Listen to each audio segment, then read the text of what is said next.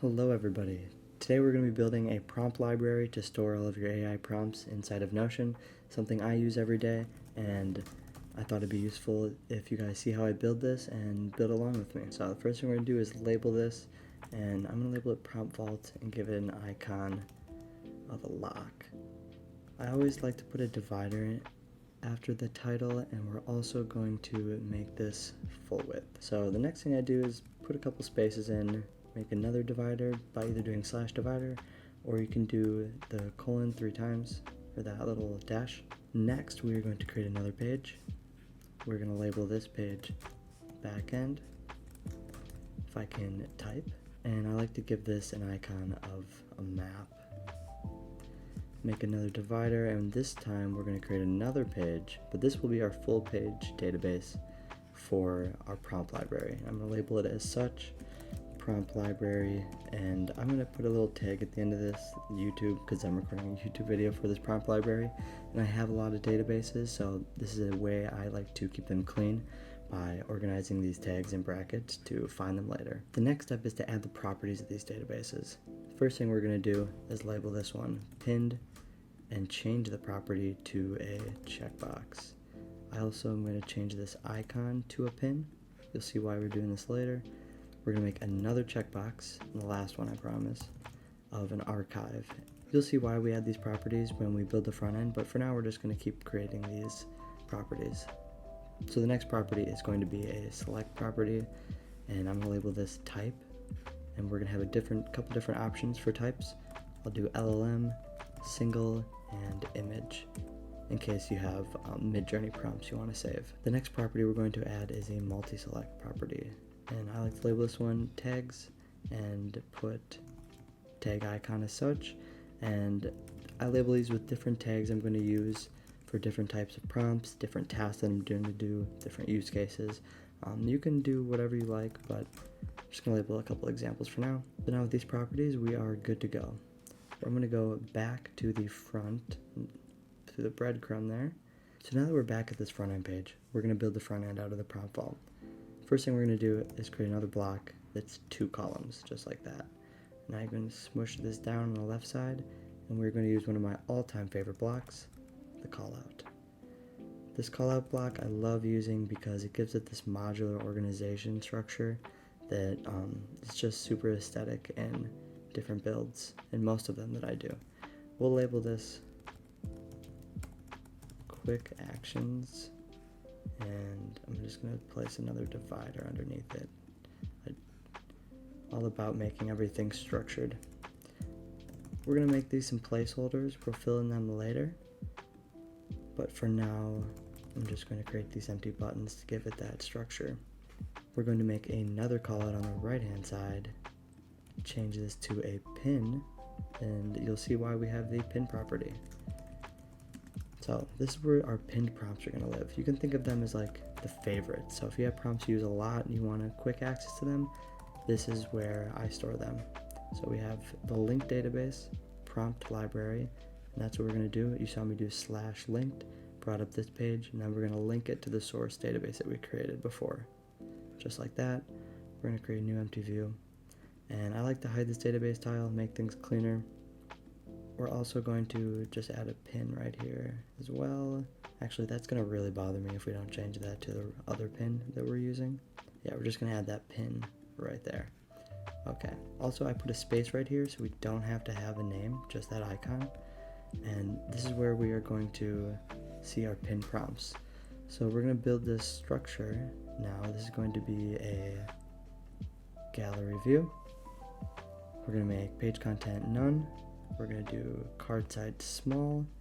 We'll wrap all properties, and I like to open in side peek. So just to get a quick glance of that, that's how I like to set most things up if I do a gallery view on pinned. We're also going to place a filter here, and we want archive prompts to be unchecked because we don't want to see archived pinned prompts. We're also going to add another filter that's pinned is checked. So anytime you pin a prompt, this is where it will show up.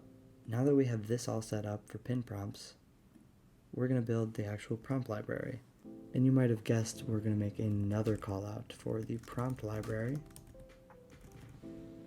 and add another divider underneath it, just like we've done before. And I'll label this book because it's going to be the, where all the prompts live. We're going to do another /linked view of database. We'll link that source database we created earlier, hide this database tile, and change the layout. I'm going to do another gallery view, same settings as before, none, card size small, wrap all properties, open and side peek. And these are personal preferences, you can change them however you like, but this is just how I like the layout of my prompts. We're going to create a couple different views of this, but we're going to set up the filters first. So all of these we're going to do archive is unchecked, and then remember these property we made for type. Right here we have image, single, and LLM. So we're going to create different views to just view those types of properties. This one right now is going to be the master view, and this is going to show all the prompts, and we're going to group these by the type. So we have an overview of everything, but sometimes that can get filled up quite quickly, so that's why we're going to simply duplicate this view, label this LLM, remove the grouping, and then change the filter. All we're going to do is add to advanced filter, then simply make the type is LLM. Alright, now all the LLM prompts are going to be shown here if that's what their type is. I also like to sort it by the tags to give it some more structure. So now that we have that done, it's pretty simple to make the other two. We're just going to duplicate this, change this to image because that's the other type of property in that multi-select, and then we change the filter to type is image, unselect this one, and then we have one more which is going to be single. So I'm going to duplicate that, make this single, give it a circle icon, and finally change the filter, which is going to be single. So now these are going to be sorted and filtered, except the master one, it's going to be grouped by these different types.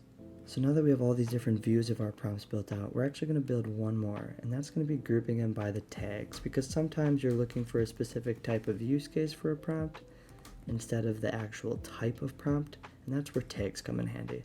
And all we're going to do is duplicate just like you saw me do of this master view, and then change the grouping from type to tags. And then you can add tags, you can do whatever you want with that. So now we have the front end, and this is where all our prompts are going to live. This is where the pin prompts are going to be, and obviously they get pinned when that property is checked. But we're going to take it one step further and make a template for this. So we're going to make a new prompt template. So every time you create a prompt, you have a place that's already built out to store your prompt for you. So I'm just going to give it a nice icon like that. And we're going to add two buttons in here. First, we're going to make them two columns so we can put them side by side. I'm going to do /button. I'm going to do pin this prompt, or pin prompt. Sounds better, a little bit shorter. We're going to give it a nice pin icon, add step, edit pages in this database, and it'll show up with this dynamic filter, which is just this page, super useful. I use this a lot for different types of builds. And then, so every time I click this, it will pin this property for us. So we don't actually have to do that. And then I like to hide these because it just gives it a cleaner look. We're going to make one more. It's going to be archive prompt. We can just duplicate that, change the name, give it a box icon that I use for all my archives, and then change the property it's editing, which is going to be archive is checked. And that's for prompts that you're not using anymore, you've upgraded, you don't want to see, we can just archive them. So we're going to make a divider to separate those out, give it that nice space. We are also going to make another button right here that is back. I love having these back buttons when I am in a side peek, which is how I opened it up before. So I'm going to get an arrow that goes back, And what this does is we're going to open a page, and the page we open is going to be the prompt vault that we're building here. So now that that's done, we can set up the rest of the template. I'm just going to make this full screen easier to work with, but it's quite simple. I like to add a couple different callouts for different things that I have. So this one is going to be a URL. I like to store, and I would make a property for it, but sometimes there's a couple different URLs that I'm storing for this prompt, which are normally just the ChatGPT conversations. If I want to refer back to them, or if it's, whatever use case it's for, I like to store the links to the conversations here. I'm also going to do notes on prompt, because sometimes there's different inputs that you need and you want to remind yourself of that later, so always useful to have. I'm going to change this and actually change that back to a green one, and then put them side by side. Alright, so almost done here. Now we will add a /code and change this to plain text if it's not already, and this is where your prompt is going to live, right inside here. And the reason we do it into a code like this is because of this neat little feature, the copy button. Super useful if you don't want to actually highlight and paste. This saves more time than you might think it would. Now we have this nice template to use, and obviously you can group them and type them however you want, but not inside the template. So we're back at the front here. We're almost done built out, but we don't actually have anything inside these buttons. So another thing we're going to do, we're going to go back to the back end. Sorry, that was a little bit much. I'm just going to do pages, and we're going to create a page and call this archived prompts. Just in case we want to reference these later, instead of deleting items, I like to create this nice backend with archive, because it never feels good to delete it. I always feel like I might need it later. We're going to do /linked view with database, link to it again, hide this, and this is going to be super simple. All we need to do is archive checked, just in case we need to refer to something over here later. But now that that's built out, we're going to go back to the front page here and build these two buttons. First button is going to be new prompt. So whenever you want to add a prompt, it's super simple, just to click this button, you're good to go. We're going to add page to our prompt library database, and we're going to actually create this new template. And then we're going to open that page up as a side peek. Oops, we have to open the new page we added. And then the next button we're going to do is open archive. We're going to add a box here because that's what the archive is, and open that page up that we just created in the back end as archived prompts. There it is. We're going to open that up into side peek, and then there we are. Sometimes I like to change these colors because it gives it better feel to it. Like in here, sometimes I will, it gives it this separation, this modular feel, that they're different use cases, they're used for different things, and if it's not pretty, you don't like using it, then you're not going to. So I always keep in mind aesthetics when I'm designing things like this. To showcase that, every time you have a new prompt, you can just click new prompt, boom, the template loads up, it pops up right here. It may take a second or two for the template to load in, but that's alright because it's ready to go, and we can do anything we want here, write the prompt, add these information, and then go back, which is why we added that. I love being able to do that. And then also open archive, we'll open that page we just created in case we need to reference these for any reason. And now we can just create a quick example prompt to show you that when you are inside of here, if we make this full screen and let the prompt load, let's say that you really like this prompt that we just created and we want to pin it. So now that's done, we can go back and look at that. Our prompt is stored right there.